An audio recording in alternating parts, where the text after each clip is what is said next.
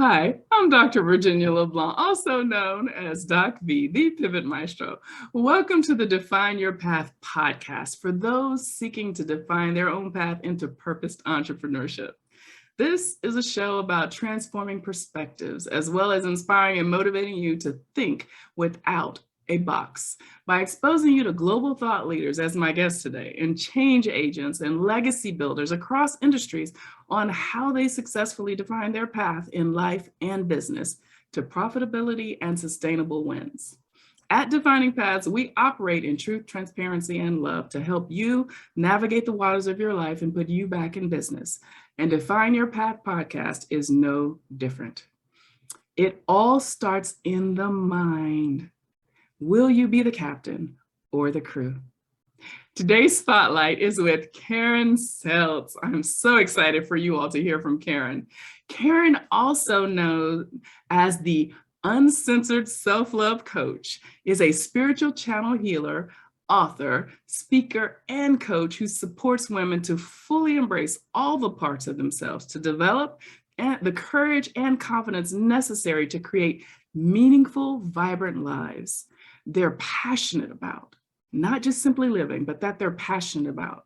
Karen has a master's of education in counseling, is a certified life coach, a licensed brain gym consultant, speaker, and author with more than 25 years of combined experience.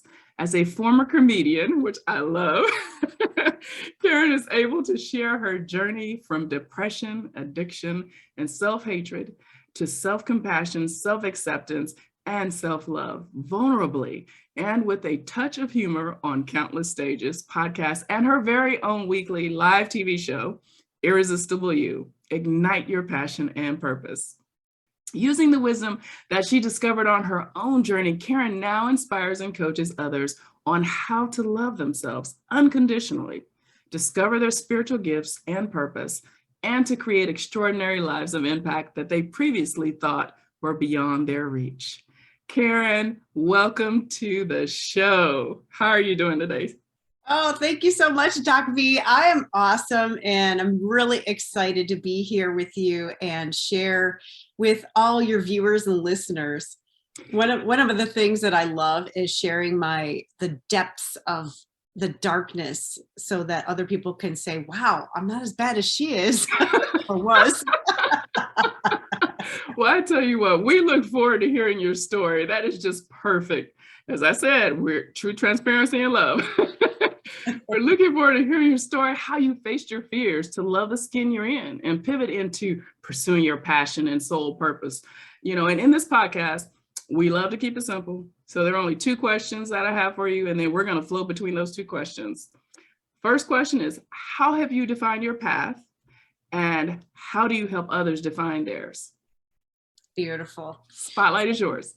Yeah. So my path keeps being defined every single day. And I think when I've thought I've had it figured out, I've been wrong. So, so I love to be flexible with that and to embrace the fact that I am a work in progress. Yes. So where I started, well, a long time ago, I used to be in sales, and I had a daughter that was born she was medically complex. We'll go with that. By the time she was 1, she had 20 different medical specialists. And my ex-husband, in order to deal with that, because it was really difficult, he turned to alcohol. And in order for me to deal with it, I turned to having sex with strangers. So interesting, like attracts like. We're both addicts, numbing the pain. Right. And it got really, really ugly to the point where, one night I came home after we were separated, I came home from acting out with a stranger. Acting out means having sex with a stranger. And I caught a glimpse of myself in the bathroom mirror. And I just stopped dead in my tracks. And I will always remember this moment. And I just caught a glimpse of this emptiness behind my eyes. And I started screaming at myself, what are you doing to yourself? Who are you? I don't even recognize you. You were not meant for this. And at that moment, I had completely rejected God and all things spiritual. I dropped to my knees and I prayed for the first time in many, many years. And I said, help me. I can't do this anymore. And I heard a voice and it said, get up, get up. You were meant for more. And that was the very last time that I acted out. And that was almost 7 years ago. And I made a promise to myself that no matter what, I would face whatever came to me. I wouldn't numb it and medicate it with things outside of me anymore. And especially not sex with strangers, sex that didn't mean anything. And I haven't. And it's been a bumpy road. It's been really bumpy. And so I take, everything that I've been through and I use it, because how it starts is when we're little, we get these messages like it's not okay for you to be selfish. So we take that piece out of ourselves, like, okay, selfishness, you go in the closet. It's not okay to be a bitch when we get older. So we take that piece and we pull it out. And by the time we reach adulthood, if you look down, we're full of holes. Right. Ooh. And yeah. And so we're constantly reaching outside of ourselves and trying to fill those holes. Okay. Not self-acceptance, people pleasing. Like if this person accepts me, oh, that fills the hole. Somebody saying I'm smart, oh, that fills the hole. Somebody agreeing with me that I'm right, ooh, that fills a big hole. Yes. I love to be right. But the problem is when we're looking out here, those holes, it's falling right through. So because we've rejected huge pieces of ourselves. Yes. So what I've learned is to bring those pieces back and to love them. Okay, selfishness, come on, I got you. It's okay to be selfish. You're just as lovable when you're selfish. Yes, you are. Okay, my little bitch, come on in, make it home. And then not only that, but like welcoming all those pieces back and then embracing them, like finding the gifts, like when's it okay to be a bitch?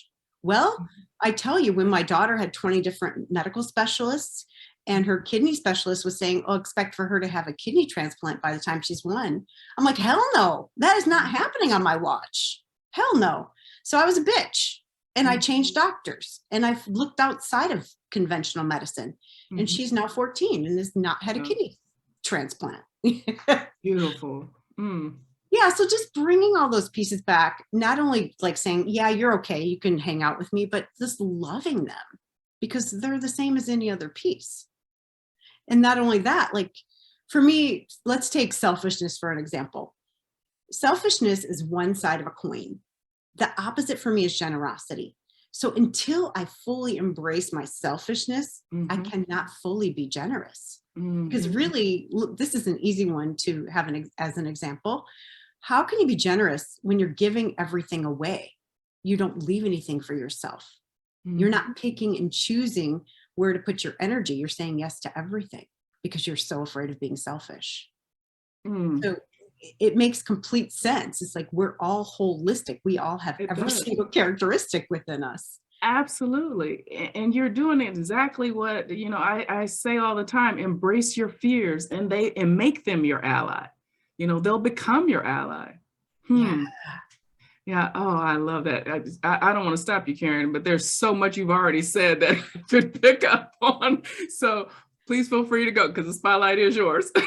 Oh no, ask away. Like what? Girl, so let's just back all the way up. Rewind. Are you going to make the noise?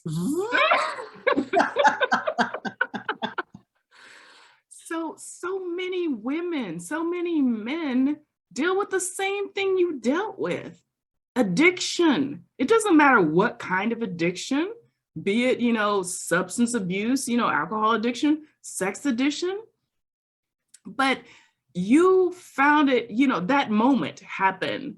That happens for so many people who deal with whatever type of addiction, where you have to face yourself. You have to look yourself in the mirror, intentionally or unintentionally, and decide whether or not you're going to pivot or you're going to continue. Talk about that a little bit more. It takes a lot to just stop like that. I had a similar experience when I was younger, and I was following a path of alcohol addiction on one side of my family, and literally the taste was taken out of my mouth, when I fell to my knees and called out for help. Yeah. It Yeah. takes, we all have a different bottom, like they say in 12 step, like you have to hit a bottom. Hmm. Well, I don't know if that was mine, but it seemed to work. Hmm. And for me, it was knowing. I didn't know how, and I wasn't concerned with how. I just knew my intention was so strong that I would never, ever degrade myself Hmm. or act out sexually or act out of integrity Hmm. in that way again, ever. I just knew. And I don't know what it takes for other people, but from that moment, every decision I made Hmm. was toward this vision of being healthy and being in Hmm. healthy relationships where I wasn't trying to get something. Mm, mhm, mhm. And I love your example about just how everything is taken out of us and it's put on that shelf, that whole social cultural conditioning that, as we're growing up. And then, and having that huge hole grow. I had a whole visualization going on here, and how it's up and we start putting on masks to hide those hurts, those hangups, those habits, or what have you. But then embracing it, that's the key in putting it back in and understanding that we are perfectly perfect in our imperfection. Absolutely. And the masks, that's a big part of my journey. I Mhm. used to go to these meetings and they were based on this book called Real Love. And it was helping us to learn how to be unconditionally loving and to accept unconditional love. And there Mm, were these meetings, they were kind of like 12-step meetings, but not. And the purpose was to learn to tell the truth about yourself. mhm, And for everybody else who didn't have the floor, the purpose was for them to get rid of their judgment and to just love and accept people exactly as they mhm, were. And I mhm, remember going to, it was probably my second one, and I told like some surface level truth that didn't make me look too bad. mhm. And the host said, "Okay, great. Now tell us what you're really afraid to tell us." And I'm like, Right. "Oh shit, shit. No, she didn't." So so I remember like, okay, like it was like in a split second, but it seemed like it took forever in my head, Right. thinking, okay, I don't really know these people. I Mhm. looked like there's the door. I can make it out. I can run for it if they start attacking me because I grew Right. up in a physically abusive household. So I Mm. was expecting people to physically attack me even as an adult. So I remember I lowered my eyes to the floor, and it was a group of women who were really scary to me at that time because I was sleeping with their husbands. So Mm. I'm like, of course they knew that. I mean, they didn't, but so I looked at the floor and I'm like, I have sex with married men. And I just waited and I kept looking at the floor and I waited and waited. You know, those feelings like daggers, like stabbing you in the Yep. back. I waited for those and I didn't feel any. So finally I'm like, I look up, I look around, and all I saw was compassion on the faces of these women. I'm like, where am I? Like, what planet Wow. am I on? Mhm, mhm. And I'm like, what is going on? I never imagined that as a possible scenario. When you grow up being Right. defensive and protecting yourself, I never imagined I could tell the truth and be accepted. Mhm. And then what happened after that was nothing short of miraculous. One after the other, they started telling like deep truths like, oh my gosh, I had an affair 12 years ago with my best friend's husband and I've never told a soul and it's been eating me alive. Wow. Wow. Another one's like, I stole from my church and it's been killing me. It's just like, Mhm. because I had the courage to tell a really hard truth, because back then I didn't know the truth. Yeah. I mean, if it looked me in the face, I'd be like, who are you? Yeah. Yeah. Yeah. But No, it opened it up for all these other women to be seen and loved and accepted just as they were. wow. Powerful story, powerful testimony. And what I want to reiterate about the show, this is real life. This was a real life experience. You actually went through this, but yet you have managed to find self-love, pull yourself out of that, And now you're thriving. You've started your own business. You're an entrepreneur. And I would say you are following your soul purpose. Tell us more about that. Yeah. So the big part of it, I studied coaching. I went to school and studied coaching, but I was still acting out sexually. And I'm like, I can't possibly coach anybody. I would be the biggest hypocrite in the world. So it wasn't until after I had that moment where I felt like, okay, now I can do this because I'm walking the walk.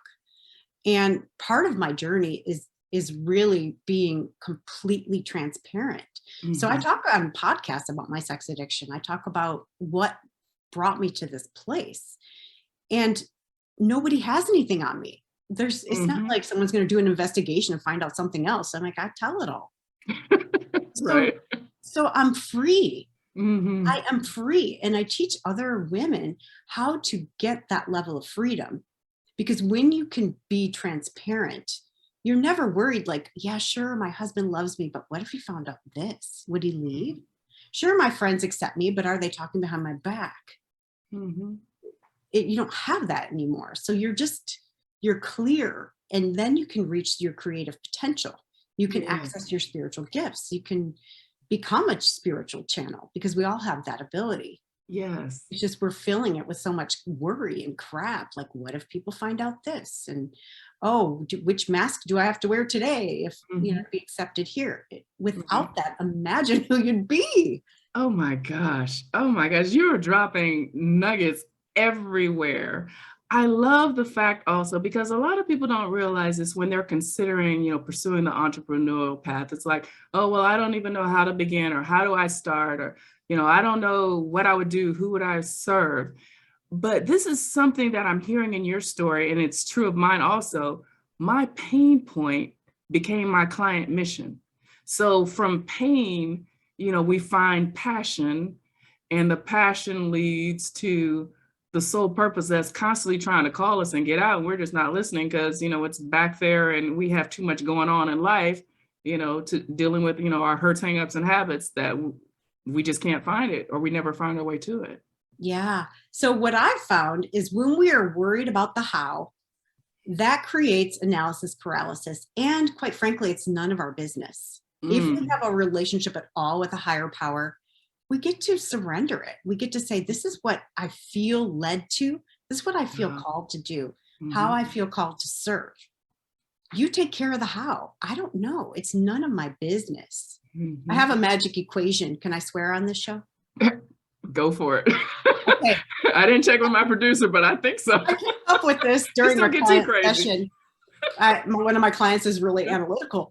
Uh-huh. And she was like, okay, but how this and how that? I said, write this down. This is a magic equation. How equals mind fuck. Because you Mm. get stuck and you start spinning when you're True. worried about the how. When Yeah. your intention is clear and you're like, this is the result I want. Mhm. What I have clients do is go back to the beginning. Okay, so what result do you want to create? Now go back Mhm. to the beginning. Who do you get to be? What characteristics do you get to Yes. embody to create that result? And from there, one step at a time. You Mhm. do get to take committed action, but one step at a time. You don't need the whole plan. Right. Like what for me, it's what would you have me do now? Right. Okay, do the thing. Okay, now what would you have me do? And I'm talking with God, spirit, universe, whatever you want to call it, Mhm. all the time. And it's easy then. I'm not in analysis paralysis. I'm not Yes. worried. So true. And unfortunately, so many of us who have gone through extensive education, the educational process system, that analysis paralysis thing is real, and we're worried about tomorrow when we're living in today. It's okay to have some type of thought toward, your future or vision or what have you. But yeah, just acting in the moment, that's huge, and being led by feeling, and not getting caught in the mind. I love that you brought that out and that you spoke truth in that. And I love that equation, by the way. I need you to start getting shirts and start selling them. Magic equation. Well, I do Yes. go by uncensored, What Ah, do you yeah. expect? Yeah, it's But it's true. It's real talk. So we're going to have you on my Candid Conversations with Doc V show also, TV show. It's real talk, and this is what we need more about because it helps to combat those fears that people face every day. So, talk about, as we just kind of draw to a close, girl, I could just talk to you all day. I want to talk about what does it look like when people, when they come to you. Well, you just spoke a little bit about that, but if they're like, okay, well, I don't know if I'm really ready to deal with this right now, or this, that, or the other is stopping me. What is the advice or the guidance that you would give them? What would you say? Yeah, the biggest thing is I'll ask questions like, if they say they don't know if they're ready, I'll ask something like, well, how long have you wanted this? And they'll be like, then they get in touch with what it's costing them. And that's the next question. What is it costing you not doing it now? Right. Because if you don't do it now, will another 20 years go by? I'm not willing to, I'm willing to stand for you. I'm willing to get uncomfortable in order for you to step in. Are you willing? Because I can't be more willing than a client. Like, they get to do their own work. I will stand for somebody. I will call them forward, and I will call them on their BS stories, because it's all stories based on the past, based on what they think is going to happen, which will happen because they're creating it, right? Right. So for me, it's just getting clear on what questions, and I allow those to come in. So a lot of times I'll get people, what does it cost you so far not stepping into this? And then the big one, like I mentioned first, is how long have you wanted this? For me, I had this note card. It was like a little note card in my jewelry drawer that I never used. And I was cleaning it out one day, and it said, I am an inspirational public speaker. And that card had been there for like 20 years. That's how much public speaking I had done up until that point. Probably zero. Goose egg. Yep. It was in a drawer. So if someone asked me, well, how long have you wanted them? I'm like, well, forever, but I don't know what to talk about. But, like, I had all the excuses, all the stories. So it was painful to find that card and to see that dream all dusty. And everybody has them. Everybody has these dreams that they're afraid that they're not enough. Well, here's what I have to say. If you weren't enough, you would never have that dream. True. You would never have that. It wouldn't have been given to you if you don't have everything you need to accomplish it. It wouldn't have come into your consciousness. So what are you going to do about it? Who do you get to be? For me, a big part was courageous. I was so afraid to look stupid. That was one of my big ones. That I would just stop. I'm like, well, I'm not perfect yet. I need more education. I need to do this program and this program. And I collected degrees, certifications, programs, and I did nothing for a zillion years. And I got tired of it. I'm like, okay, I get to be imperfect. And now I put stuff out there all the time. First take, okay, or live, right? I just do it. If they want a perfect coach, that's not me. I'm like, yes, I'm not it. Recovering perfectionist right here. I got you. I hear you. Yeah, recovering perfectionist. So what I'm hearing in just the whole of the story also, it's about being able to forgive yourself. Start that internal, that personal forgiveness process so that you can find self-love and then be able to walk in your purpose, and love others. Absolutely. 100%. And, in my work, I've embraced releasing my victim. And boy, does she rear her ugly head all the time. Wanting to blame somebody else because, I don't want it. I don't want that responsibility. Right. But when I'm responsible for everything I experience, then I'm at choice. I can create whatever I want. When I'm putting it, outside of my control, what am I going to do about it? So, you mentioned forgiveness. I believe that I am the only person that I can forgive. Nobody else has done anything to me. If I'm in 100% responsibility and I allowed somebody to mistreat me, that's my responsibility. I get to forgive myself for that and say, I did the best I could at that time. I thought I needed something from that person. I was wrong. It's okay. I'm still lovable. And I want to just say this and plant a seed for everybody, because one of my mentors said this to me and it took me a while to get it. And that is that we cannot change our worth. There's not a single thing we can do to be more worthy of love. And there's not a single thing we can do to be less worthy of love. Mm-hmm. We are just plain worthy of love. We were born that way, and that never, ever changes. Brilliant. Brilliant. And that is a perfect way to end our time together. And I'm so sad we have to end. Karen, thank you. Thank you so much for being our spotlight today. Oh my gosh, nuggets, diamonds all over the place. Thank you. Thank you so much for having me. I love this. I could talk to you forever. Absolutely. So we're going to have you back on Candid Conversations. We're going to figure out what we're going to talk about, because we're going to have some candid conversation. Yes, let's do it. Audience, be sure to follow Karen on social media. Please tell them what's the best way to connect with you. My website is karenseltz.com, just my name.com. And I am on Facebook. I do most of my stuff on Facebook, Karen Seltz. And I just started doing reels. So this has been a fun journey. Ooh, fun.